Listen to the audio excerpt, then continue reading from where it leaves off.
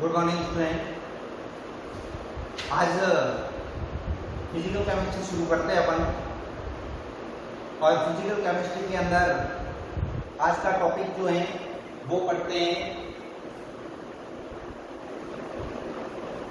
Bonding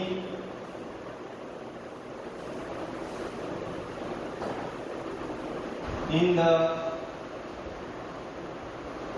metal complex. जो metal complex हैं coordination compound, उन कोऑर्डिनेशन कंपाउंड में उपस्थित बॉन्ड की बात करते हैं।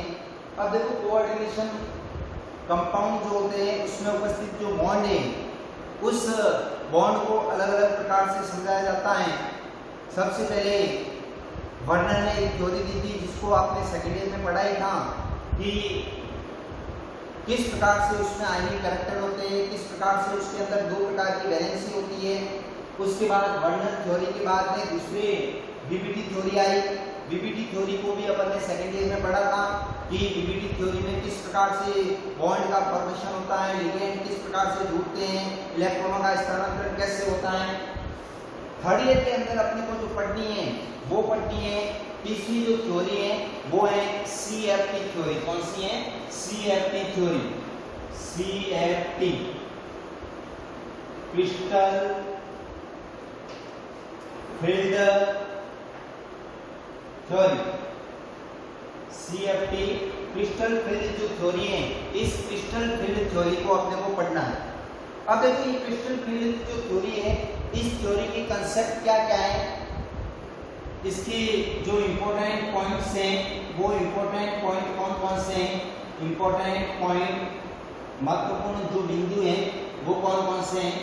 एक जो है वो है कि इस थ्योरी के अकॉर्डिंग जो मेटल और लिगेंड है कोऑर्डिनेशन कंपाउंड में मुख्य रूप से एक तो मेटल होता है और दूसरे क्या होते हैं, लिगेंड होते हैं।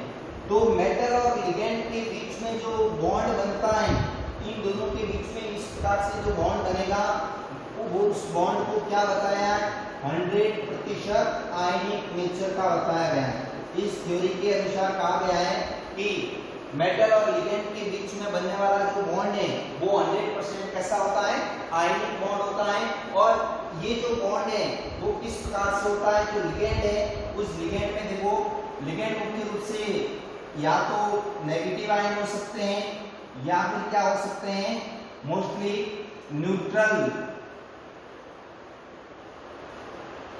मॉलिक्यूल हो सकते हैं। अगर नेगेटिव आयन होते हैं तो उस कंडीशन में उसको पॉइंट चार्ज के नाम से जाना जाएगा, पॉइंट चार्ज कहेंगे। और अगर उसके स्थान पर न्यूट्रल मॉलिक्यूल है तो फिर उसको कहेंगे पॉइंट डाइपोल। पॉइंट डाइपोल कहते हैं। उसके बाद ये जो पॉइंट चार्ज और ये जो पॉइंट डाइपोल है उन दोनों के बीच, इनके बीच में और मेटल के बीच में बॉन्ड का फॉर्मेशन होता है और उस बॉन्ड को क्या कहते हैं, इलेक्ट्रोस्टैटिक अट्रैक्शन फोर्स। और इलेक्ट्रोस्टैटिक अट्रैक्शन फोर्स के फलस्वरूप जो बॉन्ड बनता है वो बॉन्ड कौन सा बॉन्ड कहलाता है, आयनिक बॉन्ड कहलाता है।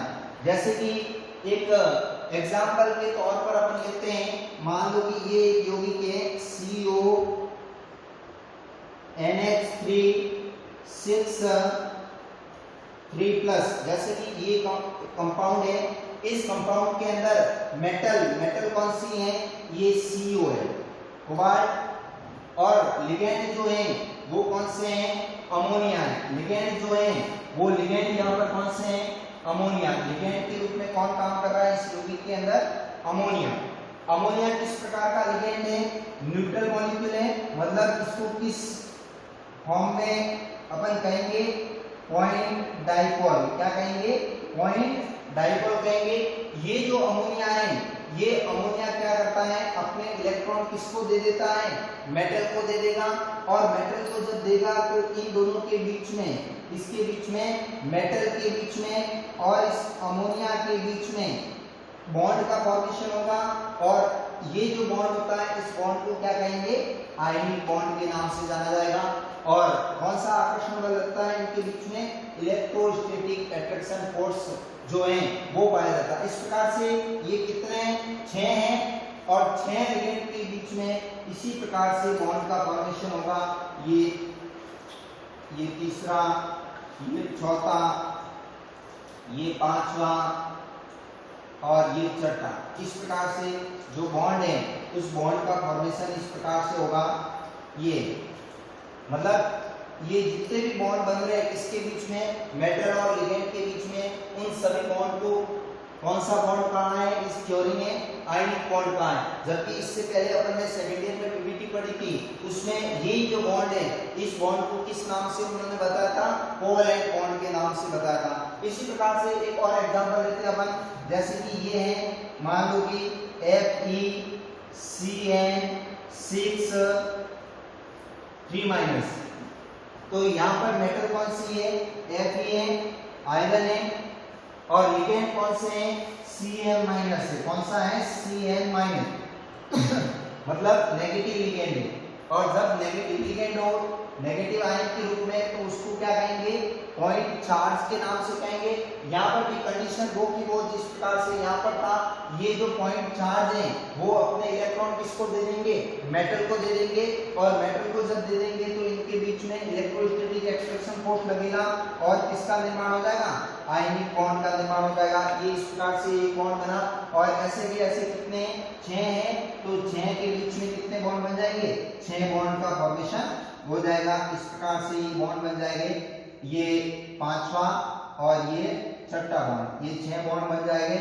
और एज इट इज के ऊपर जो चार्ज है वो 3- एज इट इज रह जाएगा। तो पहला पॉइंट जो है इंपॉर्टेंट पॉइंट में 3-4 पॉइंट है। पहला पॉइंट तो क्या बताता है कि मेटल और लिगेंड के बीच में जो बॉन्ड बनता है उस बॉन्ड को कौन सा बताया है इन्होंने? 100% आयनिक बॉन्ड कहा गया है। और उन्होंने कहा कि लिगेंड के रूप में यदि नेगेटिव आयन हो तो क्या कहलाएगा? Point charge. और लिगेंड के रूप में यदि न्यूट्रल मॉलिक्यूल हो तो उसको क्या कहेंगे? पॉइंट डाइपोल कहेंगे। तो इस प्रकार से नेक्स्ट वीडियो के अंदर अपन आगे की टॉपिक पढ़ेंगे। Thank you.